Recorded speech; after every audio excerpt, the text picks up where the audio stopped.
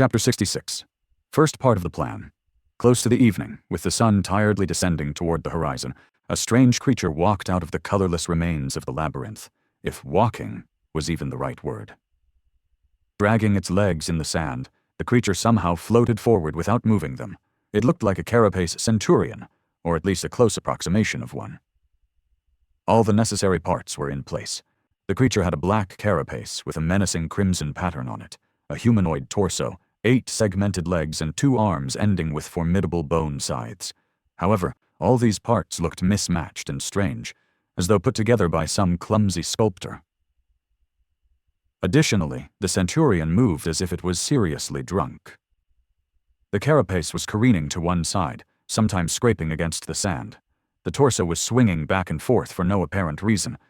The scythes were awkwardly lodged behind the creature's back, crossed against each other at a strange angle.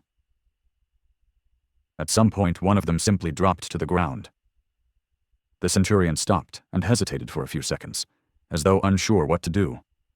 Then it left its scythe arm behind and continued on its way, as if nothing had happened. A perceptive observer would have noticed that the creature seemed to possess 2 shadows. The first shadow was, as one would expect, its shape identical to the creature itself. The second one resembled a human. It briefly showed itself from beneath the larger shadow when the centurion abandoned the runaway limb. The human shadow then proceeded to facepalm and shake its head in utter contempt. The whole situation was nothing short of being completely bizarre, but for better or worse, there was nobody around to notice the weird creature. Unobstructed, it traversed the wasteland, moving in the direction of the Ashen Barrow. Soon, it was almost at the footstep of the tall hill. The sunset was approaching. The strange centurion plopped on the ground at the base of the Ashen Barrow and stopped moving completely.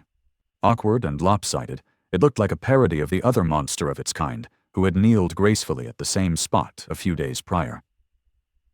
Additionally, it arrived without a tribute. There was no transcendent soul shard in sight. Added to the disrespectful pose, this transgression was more than enough to get the centurion killed.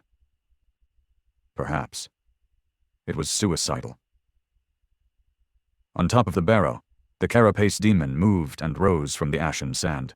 His shining armor glistened, reflecting the light of the setting sun. Encased in bright metal, with a crown of horns adorning his head, the demon looked fearsome and sinister. Gazing down, he lingered for a few moments. 2 dark scarlet embers ignited in the depths of the demon's eyes. Shifting his terrifying scythes, the giant monster walked forward, slowly descending from the hill to face the strange visitor. The ground shook as he approached. However, the bizarre centurion did not even flinch. In fact, it remained completely motionless. The carapace demon stopped some distance away from the suspicious creature. He observed it, clearly understanding that its pathetic appearance might be a trap. The labyrinth was full of unimaginable dangers. Rashly approaching an unknown foe was not something an awakened demon who possessed his own form of intelligence would do. At least that was what the 3 sleepers had assumed. However, they were wrong. Just a second later, the carapace demon lunged forward. Its scythe flashed through the air, severing the centurion's torso in half. The adamantine chitin was cut apart, as though it was made of butter. The upper half of the monster's torso flew off, revealing only emptiness inside. On the other side of the Ashen Barrow, Sonny, who was running up the slope with all his might, cursed under his breath. That was too soon. He thought that they would have more time. Who knew that the carapace demon would turn out to be such a daredevil? He didn't even hesitate before going all out. With Cassie riding piggyback on his back, Sonny gritted his teeth and tried to run even faster. It was time to switch to Plan B. A moment later, the weird centurion's carapace came apart, setting the echo that had been hiding underneath it free. Pushing the pieces of chitin away with its powerful pincers, the scavenger rushed toward the towering demon. It was aiming to duck underneath it and, hopefully, mess up the giant's legs. The first part of Sonny's plan was rather simple. They were going to use the remains of a dead Carapace centurion to disguise the Echo, which was much smaller in comparison, as one of the officers of the Carapace Legion. Then, they would send it to the base of the Ashen Barrow to lure the demon away. The three of them were going to circle the hill and hide themselves under the gray sand in advance, then run up the slope and to the center of the island as soon as the demon had left. The Echo was supposed to buy them enough time to climb the great tree and conceal themselves in its branches. Then, Sunny would dismiss the Echo, thus finishing the first stage of the plan. He never intended for the scavenger to actually fight the fearsome demon. However, the Carapace demon's unusually swift act of aggression had messed up the timing of the whole thing. The decoy was already destroyed, yet they weren't even halfway to the tree.